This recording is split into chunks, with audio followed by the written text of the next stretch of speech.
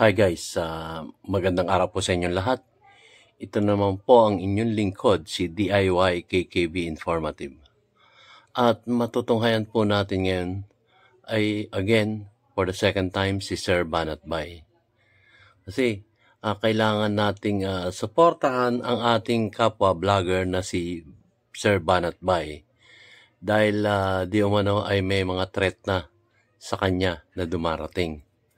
So na-alarma siya at yung first vlog niya na na-repost ko na rin ay hindi pa kompleto yun. So dito sa vlog na ito ay kanyang kukompletohin na yung kanyang mga sisiwalat patungkol dun sa threat na nangyayari sa kanya.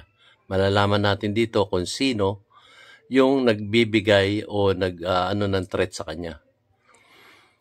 So, nakakalungkot po ito guys. So, ewan ko po. At isa na ito sa, kumbaga, paninikil sa atin ng mga tiwaling opisyal ng gobyerno. So, nakakalungkot po. So, ibinlag niya to dahil para nang sa ganun, kung ito man ay biro o totoo, at least, kung may mangyari sa kanya, nagawa na niya yung vlog na to. Baga, mahirap yung kalagayan niya. Kasi ito nanggaling dito sa, manunulat din po ito ng periodiko guys. Hindi lang ako sigurado kung Remati ba to o basta sa, meron siya isang space doon para siya sumulat ng kanyang tabloid, gano'n. So guys, ito na po guys. So, simulan na po natin kasi kailangan natin suportahan tong ating kapwa vlogger na to. Kung maalala nyo, marami ng mga newscaster na nagkaroon ng ganito at yun, lumisan na sa mundong ibabaw. Nakakalungkot po. So ito, si Sir Banat Bay, mukhang natitrete na siya. Kumbaga, kailangan niyang mag-ingat.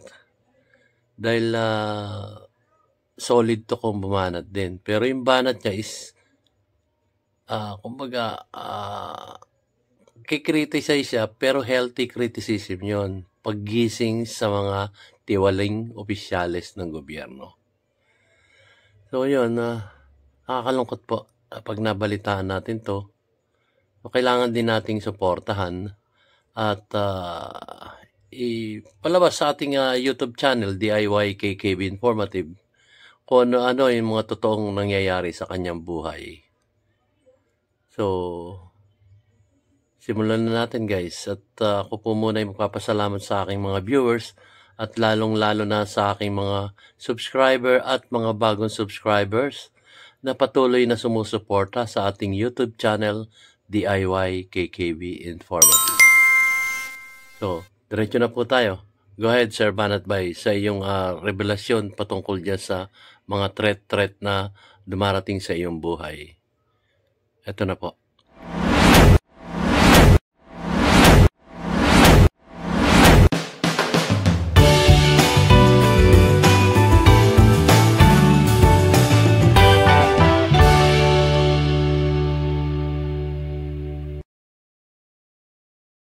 Magandang araw sa inyo mga kababayan. Gusto ko lamang pong i-update kayo sa issue nitong threat. Noong isang araw, diniscuss ko na po ito sa inyo pero hindi pa ho kompleto. Dahil akin po itong pinag-iisipan kung nararapat ba na gumawa ako ng video just in case may mangyari. Ganito po kasi kwento nun. Noong panahon na tayo po ay nagdi-discuss patungkol po kay Bantag, meron na po akong natatanggap na threat through emails, texts, and calls. Sinasabing, huwag mo ituloy yan kung ayaw mo sumunod kay Percy Lapid. Alam nyo, yung time na yun, siyempre, alam mo naman tayo, ang mga threat threats, hindi naman po natin ganun kiniseryoso. Although I was advised by my father na mag-ingat. Dahil nga po, hindi ho yun na biro yung mga ganung bagay. Siyempre sa loob-loob ko, may part na natatapa ako kasi ako'y simpleng vlogger lang naman po. Hindi naman po tayo yung mga big time. Although I also contribute sa Remate at sa isa pang tabloid. Gayunpaman, hindi ko ito masyadong dinetake seriously. Pero gumawa na po ako ng mga hakbang for my security.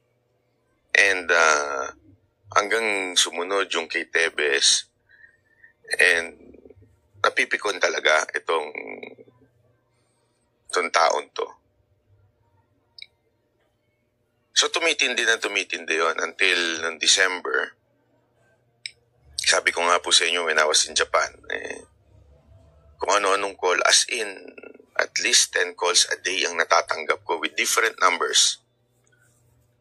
Sabi ko, baka naman pinagtitripan lang ako nito, ganito. And itong January,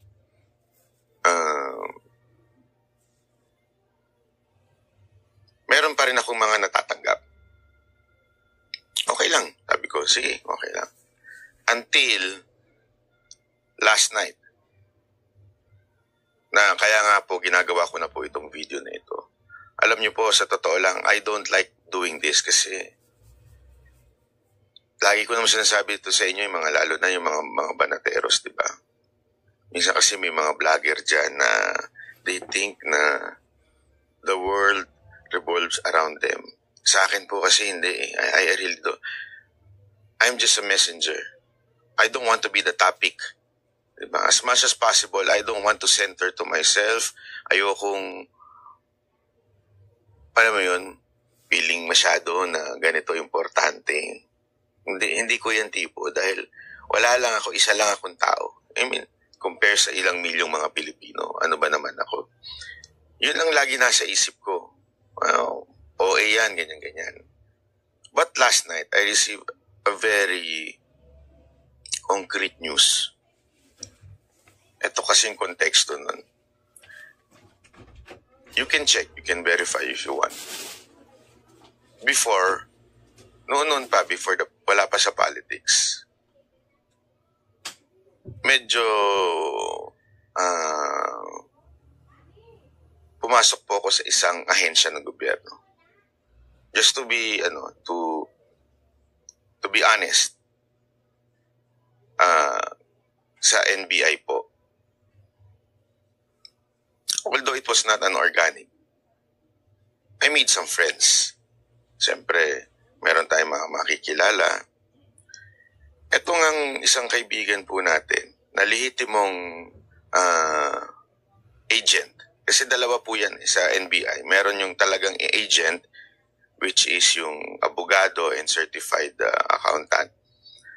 Yan ho yun, yung mga lehitimong organic. O lehitimo naman din ito isa. Yung isa naman yung confidential agent. Usually ho, itong mga confidential agent, wala akong sahod dyan. Okay? Sila ho talaga yung usually tumatrabaho doon sa mga nababalitaan natin na hindi magaganda. So, itong friend ko na organic agent, nagsabi sa akin yesterday na merong mga CA, di umano, o yung confidential agent, di umano daw nagpaplanong dukutin ako. Utos daw ito ng kanilang isa sa mga boss. Hindi ko na lang po papangalanan kung sino po ito. Pero alam ko namang may idea na kayo. Alam mo, hindi na biro, nagtanong-tanong na ako kasi gawain po talaga ng iba yan, ng mga ibang tiwaling. Hindi ko lahat ng confidential agent tiwali. Ako po ay naniniwala pa rin po sa ahensya, sa NBI. Actually, kung makarating po sana sa inyo to, maimbestigahan nyo. Kasi itong mga NBI na ito po ay mga profesional. Yung mga abogado dyan, yung talaga mga organic. Ano ibig sabihin nito? Hindi ho yan nawawala. Magpalitan man ng presidente, magpalitan man ng appointing authority, hindi ho yan nawawala. Continuous ho sila. Kaya mga professional po yan. Usually, itong mga confidential agent, ito po yung mga bata ng mga in-appoint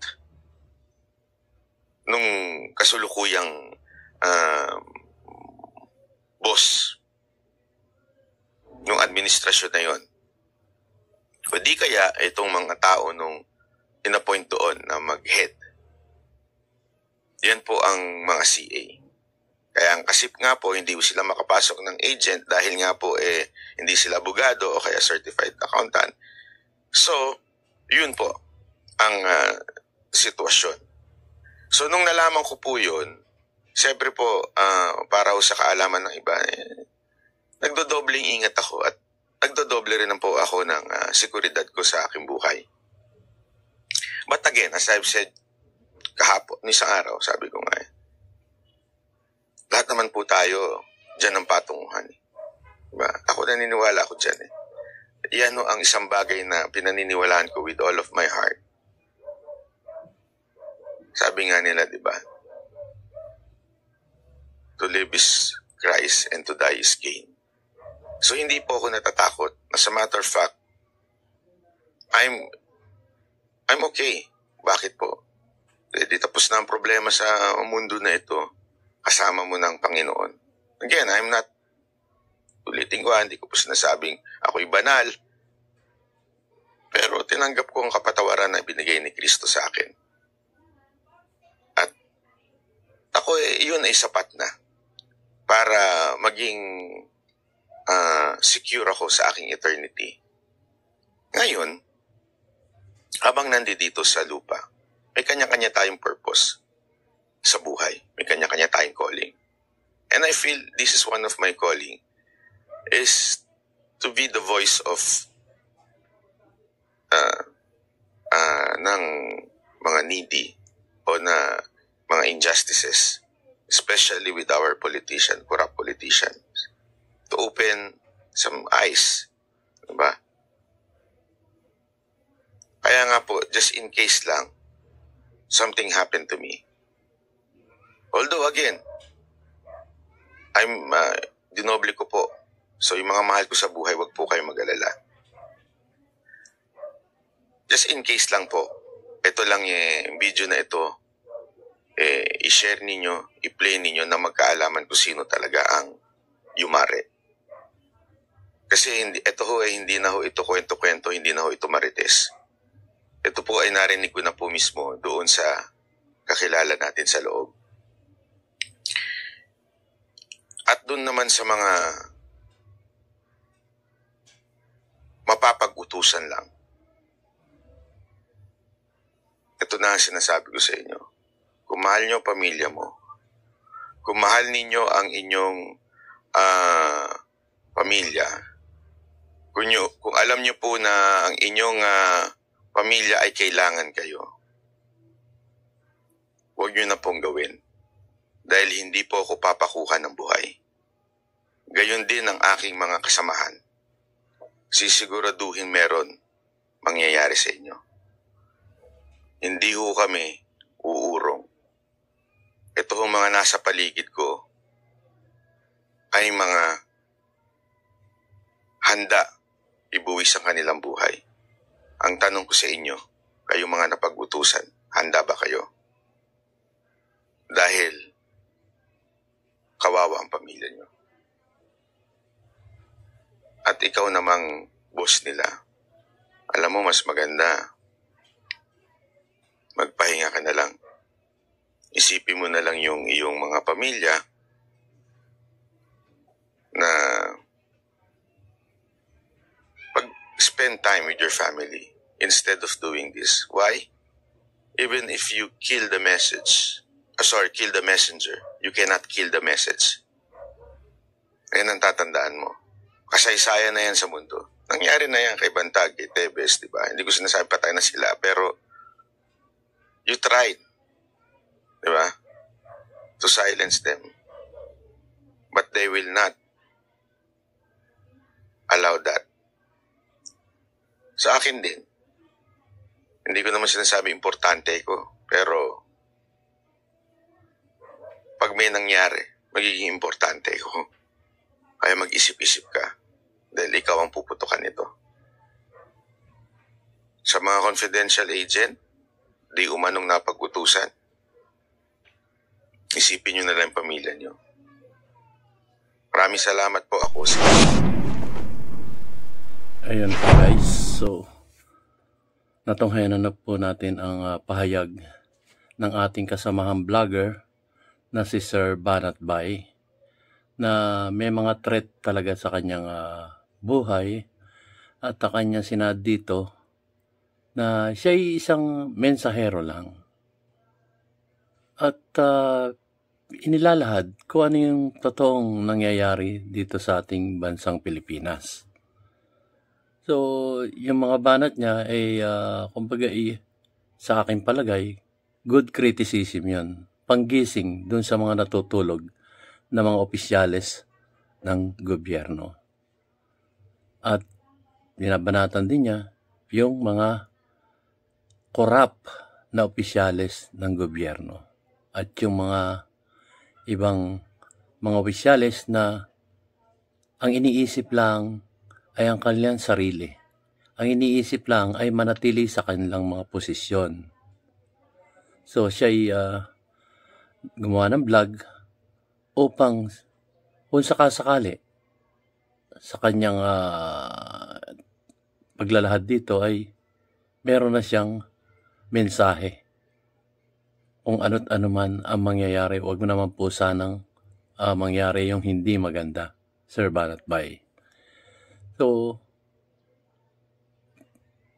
ini-state niya rito o sinasabi niya rito na huwag nilang gawin dahil ang mga vloggers po ay mensahero lamang para po itong sa Biblia ang ating tagapagligtas na si Hesukristo, ang Panginoong Hesukristo. Siya po ay inalupista, pinahirapan. Wala naman siyang ginagawang masama. Pinagpasa ng krus, ipinako sa krus, namatay at inilibing. Pero anong napala nila? Bandang huli, nagsisi rin sila.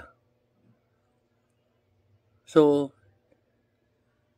lagi po nating iisipin, kagaya ng sinabi ni Sir Banat Bay, na ang isang mensahero, kagaya ng ating Panginoong Hesukristo, ay napatay nila. Pero ang mensahe ay nakatala sa ating banal na kasulatan. So, napatay nila yung mensahero, pinako sa krus, pero yung kanyang mensahe sa ibabaw ng lupa, ang kaligtasan, ay nananatiling nakatala. Ganon din po ang sinasabi ng ating ating kapwa-vloggers na si Banat Bay.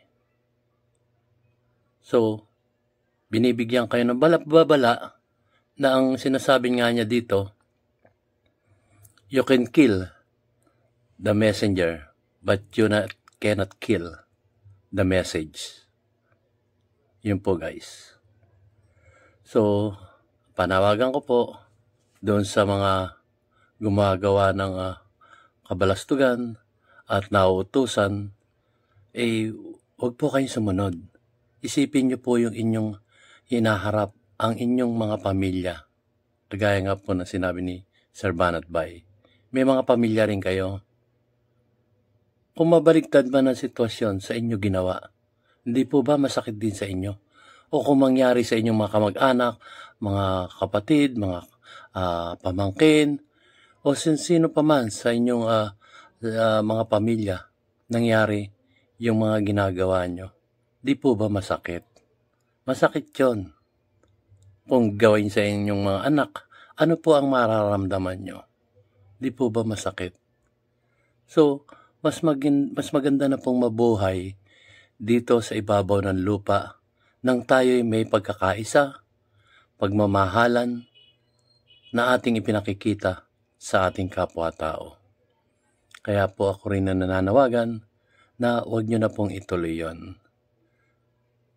Kagaya po ng sinabi niya, umanaw na si Percy Lapid na isang batikang broadcaster.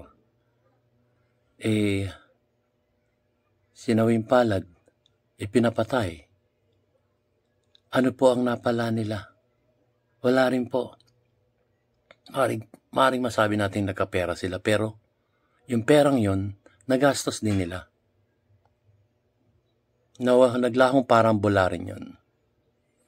Kagaya nga po na sinasabi ko, tayo po ay nagsimula sa ibabaw ng lupa at meron po tayong katapusan na hindi madadala anuman ang yaman, anuman ang pera, anumang alahas ang ating maiipon dito sa ibabaw ng lupa ay hindi na po natin madadala yan sa kabilang buhay. Ang tanging madadala natin ay ang mga kabutihang iniwan natin dito sa ibabaw ng lupa. Kaya po, huwag nyo na pong ituloy yan. At tayo'y magsama-samang nagkakaisa at tuwi-tuwi ay nagmamahalan po dito sa ating bansang Pilipinas. Hanggang dito lamang po. Maraming salamat po sa inyong panonood at pakikinig sa aking mumunting YouTube channel, DIY KKB Informative. Maraming salamat po. See you on my next vlog, guys.